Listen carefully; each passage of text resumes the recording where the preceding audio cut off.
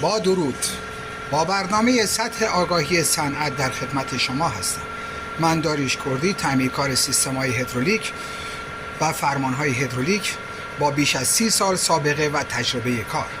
ما اینجا یه جعبه فرمون داف 3300 رو داریم که واسه تعمیر آوردن.